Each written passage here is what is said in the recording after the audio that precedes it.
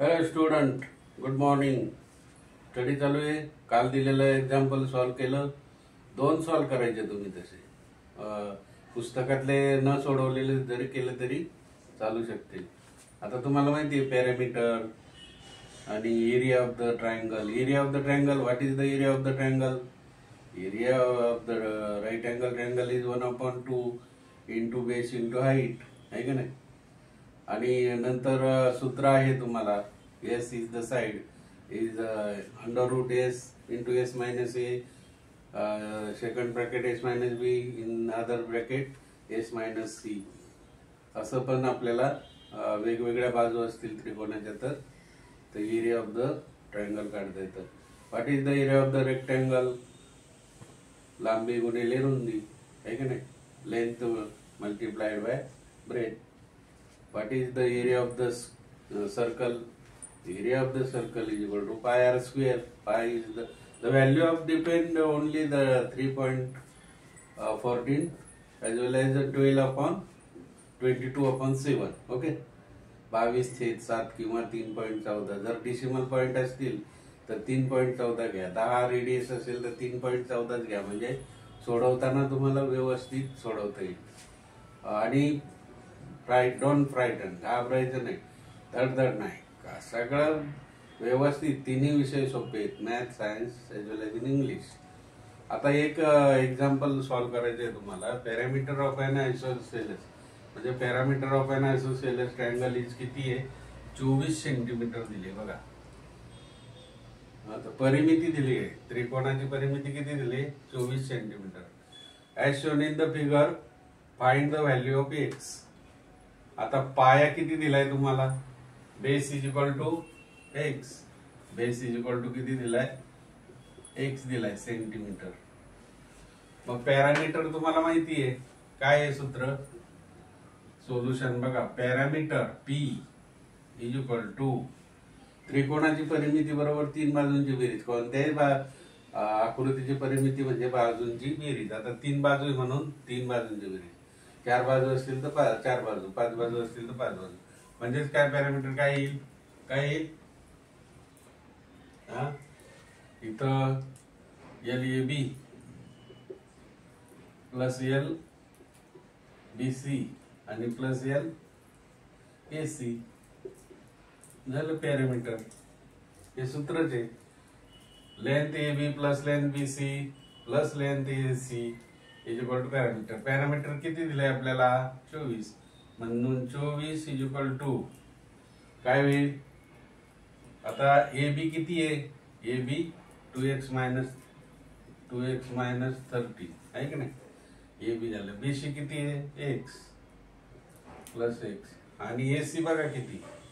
तेवढंच आहे का ना? समद्विभुज त्रिकोण आहे ना, म्हणजेच काय? 2x minus 30 is equal to 24. आता हे झालं साधं इक्वेशन, समीकरण झालं. ते समीकरण सोडवायचं. आता सारखे सारखे जवळ आणायचे. 24 is equal to 2x plus x.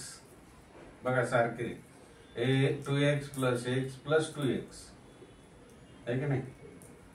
2x plus x plus 2x. आता हे सारखे -30 आहे की नाही? प्लस -30. आता तुम्हाला माहिती आहे -13 यांची बेरीज काय होते? मायनसच होईल ना. 13 आणि 13 26 होते ना, म्हणजे -26 होईल बेरीज. परंतु गुणाकार बेरीज होत. जर इथं गुणाकार असेल तर उत्तर प्लस येतं, नाही का? गुणाकार असेल, मल्टिप्लिकेशन असेल तर प्लस. आता याची बेरीज करा. 24 इज इक्वल टू 2x अधिक 2x किती झाले? 4x अधिक, हा इथं काही नसतो म्हणून 1 असतं. म्हणजे टोटल किती झाले? 5x. 2 अधिक 1 3 अधिक 2 5. आणि वजा किती झाले? 13 आणि 13 वजा 26 झाले का नाही?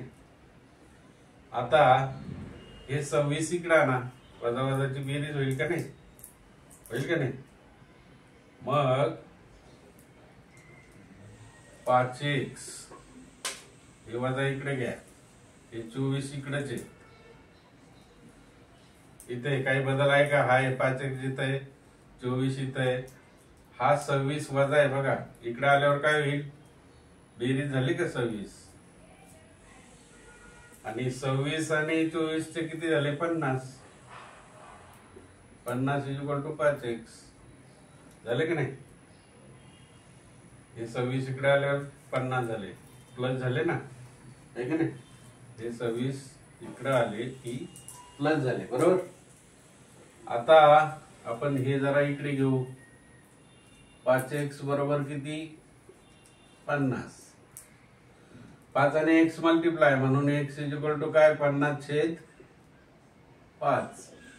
5 ने भाग जातो, 5 एका 5, 5 शून्य 5 शून्य 0, 10 आलं. x ची किंमत किती आली? 10. बेस आला BC इक्वल टू 10. ही किंमत झाली BC ची. आता AB ची किती येईल? AB equal to 2x minus किती? 13. 2x, x ची किंमत 10 आहे ना, म्हणजे 2 गुणिले 10